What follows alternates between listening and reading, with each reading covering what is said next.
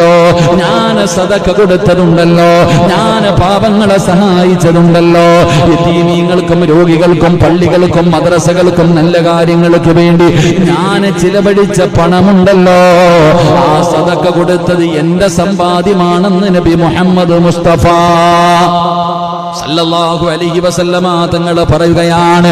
അതാണ് എന്റെ സമ്പാദ്യം, ഞാൻ കൊടുത്തത് എന്റെ സമ്പാദ്യമാണ്. അത് നാളെ പടച്ച റബ്ബിന്റെ കോടതിയിൽ കടന്നു ചെല്ലുമ്പോൾ എനിക്ക് ലഭിക്കുന്ന ഒരു സമ്മാനമാ. പക്ഷേ ഞാൻ ബാങ്കിൽ സൂക്ഷിച്ചിരിക്കുന്നതുണ്ടല്ലോ, എന്റെ വീടിന്റെ അകത്ത് സൂക്ഷിച്ചിരിക്കുന്നതുണ്ടല്ലോ, അവിടെയും ഇവിടെയായി ഞാൻ സൂക്ഷിച്ചു വെച്ചിരിക്കുന്നത് മുഴുവനും എന്റെ സമ്പാദ്യമല്ല, അത് എന്റെ മക്കളുടെയും ഭാര്യയുടെയും സമ്പാദ്യമാണ്. എന്റെ പ്രിയപ്പെട്ടവരെ, ഞാൻ ഇന്ന് മരിച്ചു കഴിഞ്ഞാൽ അതെല്ലാം എന്റെ കുടുംബക്കാർക്കുള്ളതാണ്, എന്റെ മക്കൾക്കുള്ളതാണ്, എന്റെ ഭാര്യക്കുള്ളതാണ്, അത് അവരുടെ സമ്പാദ്യമാണ്. ഇത്രയും കാലം അവരുടെ സമ്പത്തിന് കാവലിരുന്ന കാവൽക്കാരനാ ഞാനെന്ന് ആദരവായ പ്രവാചകൻ നബി മുഹമ്മദ് മുസ്തഫ സല്ലല്ലാഹു അലൈഹി